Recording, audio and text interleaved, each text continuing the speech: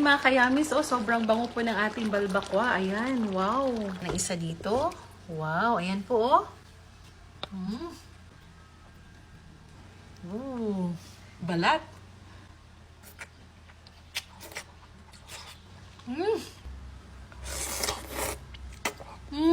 Magigisa na tayo. Lagay tayo ng mantika.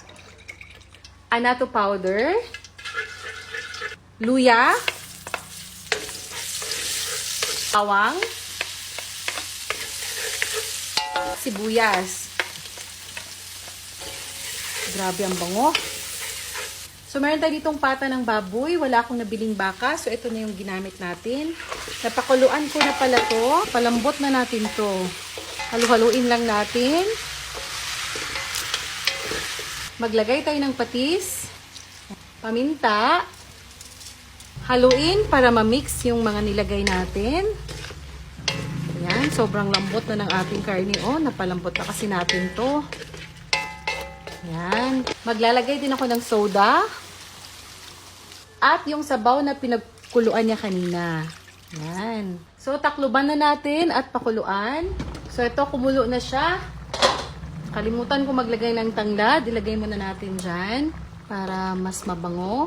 Takpan natin ng mga 5 minutes lang muna. So, makalipas ang 5 minuto, tanggalin lang natin tong tanglad. Maglalagay ako dito ng konting tomato sauce. Konti lang. Pork and beans. Black beans. Pineapple juice. Ayan, sikreto ko yan. Charot. And peanut butter. Ayan. So, special naman to na balbakwa. Yung ibang balbakwa, hindi ganito yung timpla niya. So, simmer lang natin ng mga ilang minuto hanggang sa lumambot yung ating pineapple. Yan. So, after ma-simmer, check natin. Wow, okay na talaga to. As in, ang lambot-lambot na. Wow, ito Wow, grabe naman yan. Sarap ng balbakwa. Isa to sa mga favorite kong pagkain. Ngayon, ilalagay na natin itong bell pepper at itong dahon ng sibuyas. Ayan. Yan wow. Perfect. So, ayan mga kayamis. Grabe. Sobrang bango na ng ating balbakwa. Ayan wow. Mix na natin. So, simmer lang natin to ng mga 5 more minutes and then ready to eat na to. Ready to serve na. Ready na po itong ating balbakwa. Napaka-yummy nito. Tikman na natin to. Ito na po yung ating balbakwa. Ayan. Kuha tayo ng isa dito. Wow, ayan po Grabe. Tikman po natin.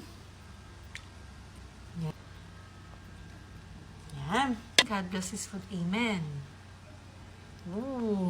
Balat.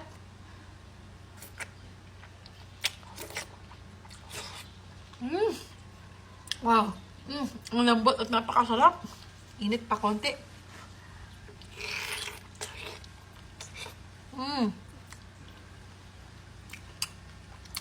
Sarap.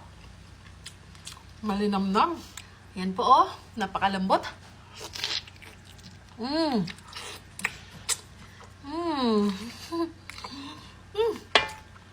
Ang yummy.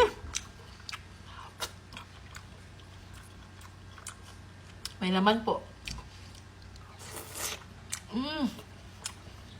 Grabe po. Ito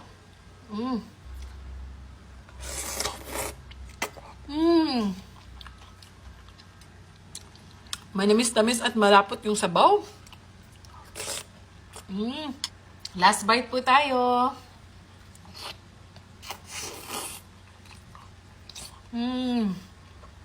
So yummy!